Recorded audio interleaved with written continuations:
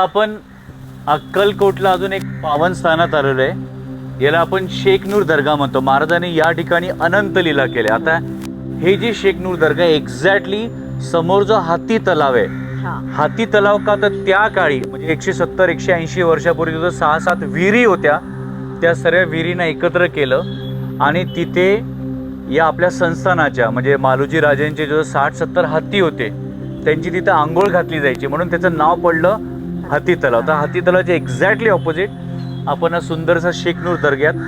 तर या दर्ग्याचं वैशिष्ट्य म्हणजे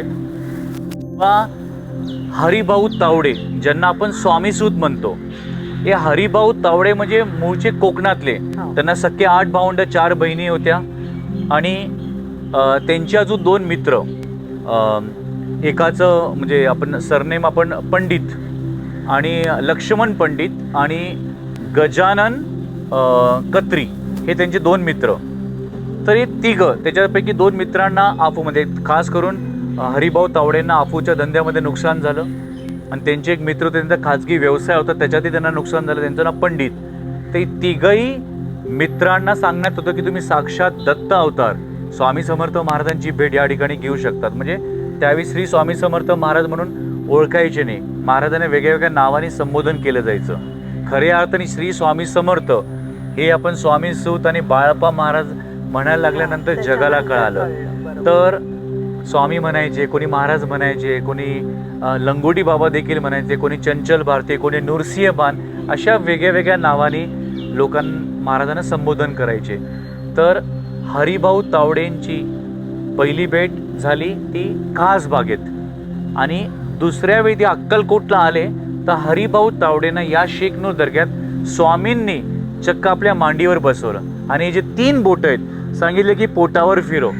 जसं फिरवलं तर हरिभाऊ तावडे ट्रान्समध्ये गेले. म्हणजे त्यांना मागचे अनेक जन्म आठवायला लागले. काय आठवलं की 1149 1149 छेले खेडे ग्रामी जे पंजाब आणि हरियाणाच्या बॉर्डरवर म्हणजे पानिपत पासून पुढे गेल्यावर हस्तिनापूर लागतं. हस्तिनापूरपासून साधारण 18 किलोमीटरच्या अंतरावर कर्नाळ नावाचा जिल्हा होता. महाभारताला कर्ण त्याची ती जन्मभूमी आणि त्या कर्नाळ जिल्ह्यात बेगमपूर नावचं गाव आणि बेगमपूर गावची जिथं हद्द संपते त्या जागेला तिकडचे लोक छल्ली म्हणतात.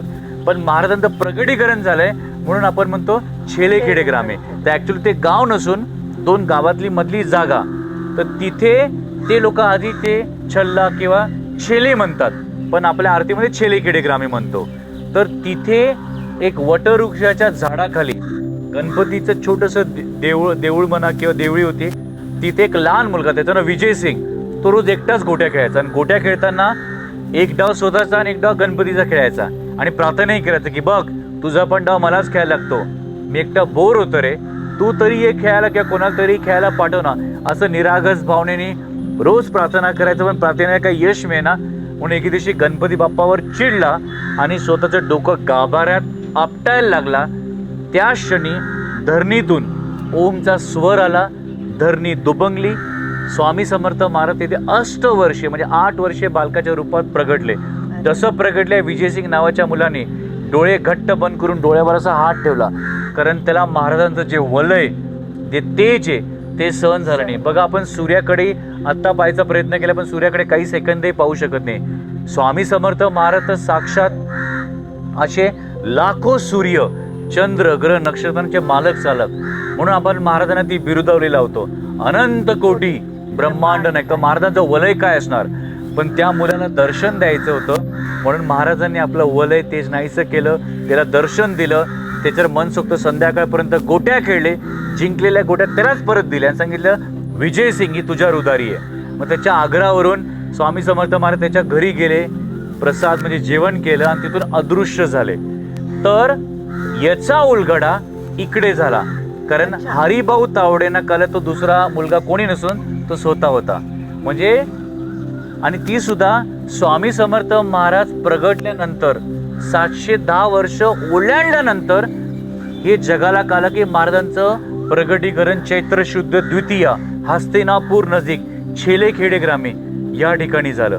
तर त्याचा उलगडा इकडे झाला.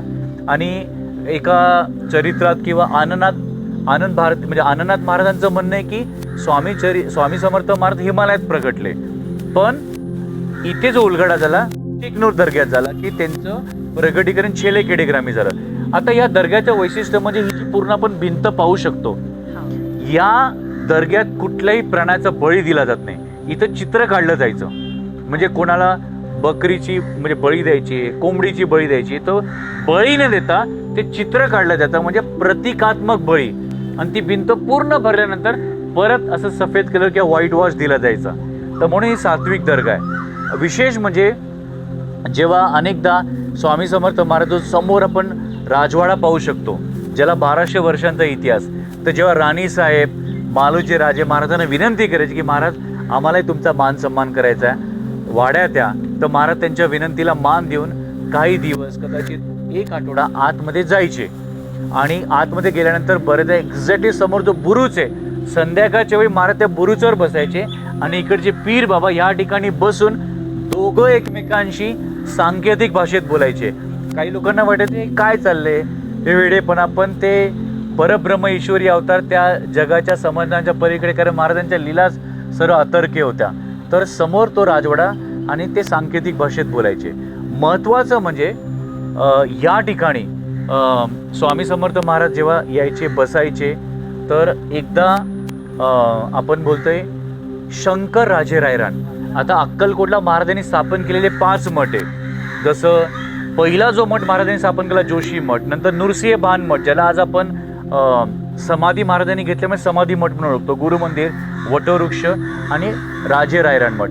तर हैदराबादचे शंकर राजे रायरान, आपल्याला माहिती की त्यांना कोड झालं, ब्रह्म संबंधी व्याधी झाली, पोटाचा विकार झाला, खूप त्रास होऊ लागला आणि त्यांच्या मनात प्रश्न यायचा की एवढं मी देवाचं करतो पण काही होत नाही आहे.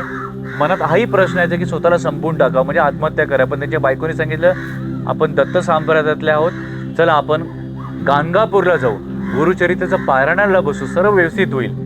तर आदल्या घरात त्यांना दृष्टांत झाला की माझं वास्तव्य अक्कलकोटला आहे. मग ते अक्कलकोटला आले आणि महाराजांचं सर्व ते टोलेजंग स्वरूप पाहून महाराजांची देहकांती लखलखीत होती. त्यांना कळलं की साक्षात परब्रह्म ईश्वरी अवतार आहे. महाराजांना भेटण्याचा अनेक प्रयत्न त्यांनी केला, सुंदराबाईंना विनंती केली, पण काही भेट होईना. महाराज त्यांना एका प्रकारे इग्नोर करायचे.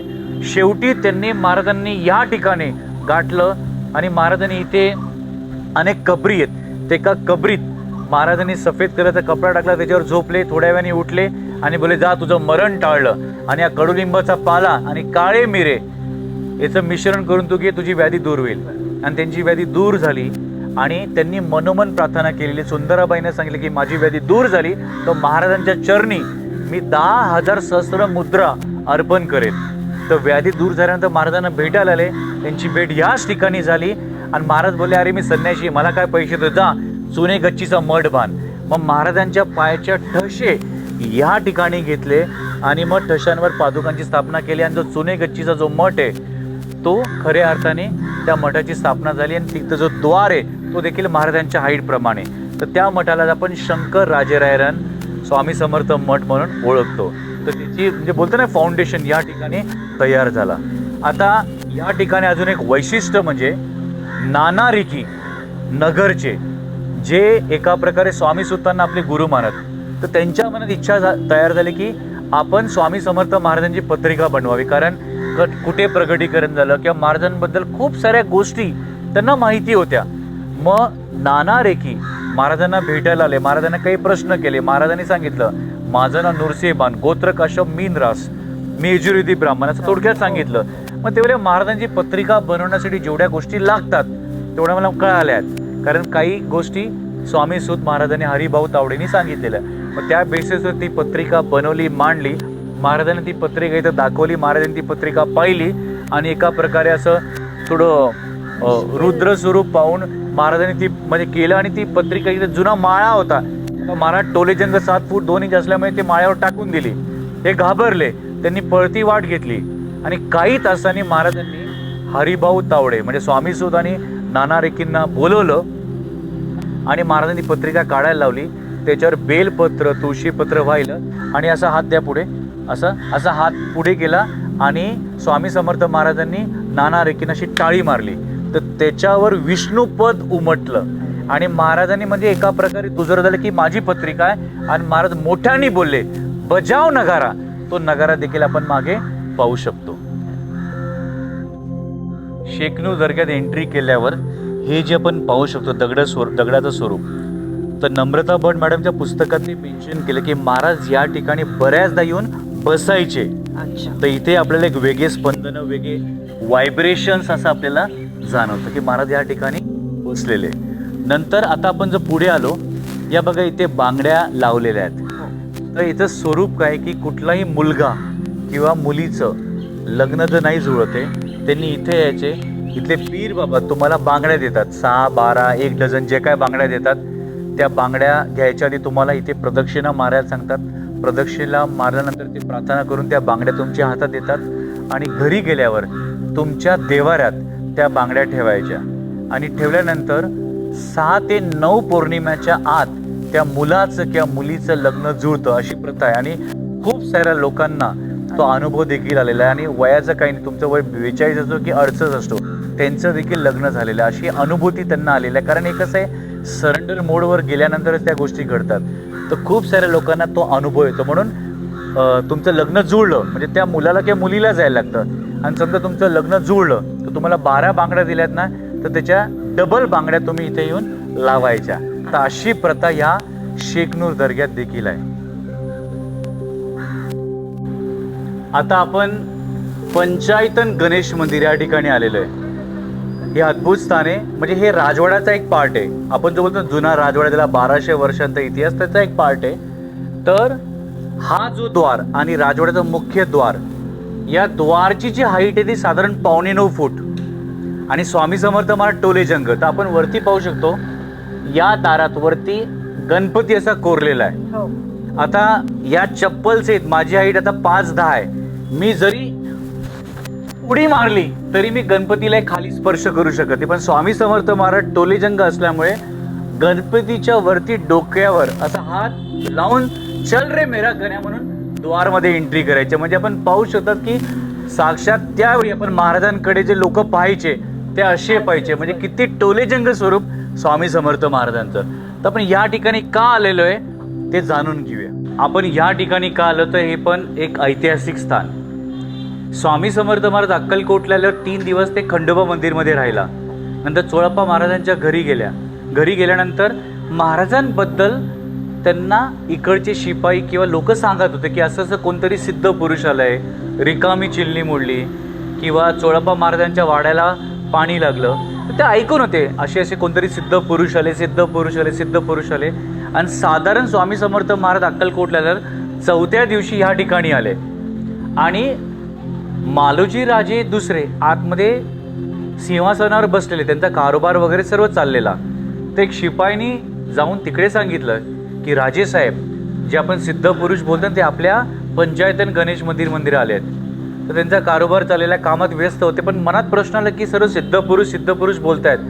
तर त्यांच्या मनात असा प्रश्न आला की खरंच सिद्ध पुरुष आहेत तर माझ्यासमोर प्रगटून दाखवावे. तर महाराज काही सेकंदासाठी तिथे प्रगट झाले आणि अदृश्य झाले. आणि मालोजी राजे मग त्यांच्यावर जे कारोबार ते इकडे येऊन पाहतात, तर तेच परब्रह्म स्वामी समर्थ महाराज इथे भेटले. आणि त्यांची भेट झाली, संवाद झाला, महाराजांचा त्यांनी मान सन्मान केला. तर मालोजी राजे दुसरे आणि स्वामींची जी भेट झाली ते ऐतिहासिक सुंदरसं राजवाड्यातला हा एक परिसर. तर हा पंचायतन गणेश मंदिर का, तर मध्यभागी आपण गणपती बाप्पाची सुंदरशी अशी मूर्ती पाहू शकतो.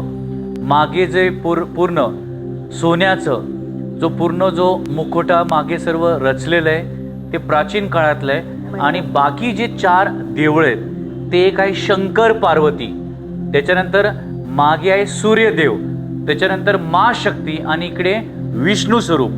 ते 4 आणि मध्ये गणपती. म्हणून हे पंचायतन गणेश मंदिर अक्कलकोटमध्ये एकमेव असं सुंदरसं भव्य दिव्य हे स्थान आहे.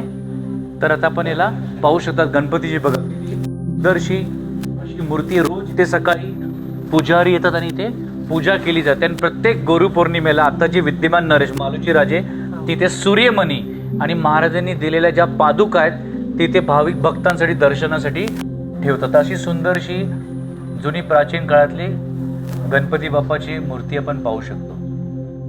आता आपण जो अक्कलकोटचा जो जुना राजवाडा आहे, ज्याला 1200 वर्षांचा इतिहास, त्याचे मुख्य द्वार मगाशी आपण पंचायतन गणेश मंदिरमध्ये पाहिलं, तर या द्वारची हाईट पण 9.25 फूट आणि वरती जो गणपती त्याला महाराज डोक्यावर असं स्पर्श करून चल रे मेरा गणून आतमध्ये जायचे.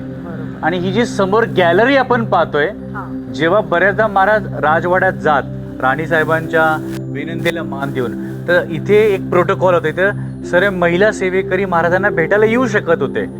तर इथे महाराज जेव्हा काही पुरुष मंडळी किंवा कोणी आलं तर महाराज मधल्या गॅलरीतून त्यांना वे ऑफ करायचे. आणि एकदा बिडकर महाराजांना भेटायला आलेले आणि बिडकर महाराजांनी एका प्रकारे संकल्प घेतला की जोपर्यंत महाराजांची भेट होत नाही तोपर्यंत मी अन्न पाण्याला स्पर्श करणार नाही. तर त्यांना अनेक लोकांनी विनंती केली, हर्डीकर गुरुजींनी विनंती केली, पण ते बोले नाही. मग ते बोले महाराज आत्ता गेलेत, कदाचित 1 आठवड्याने येतील, 10 दिवसांनी येतील, असं नका करू, तुमची महाराजांची भेट होणारच.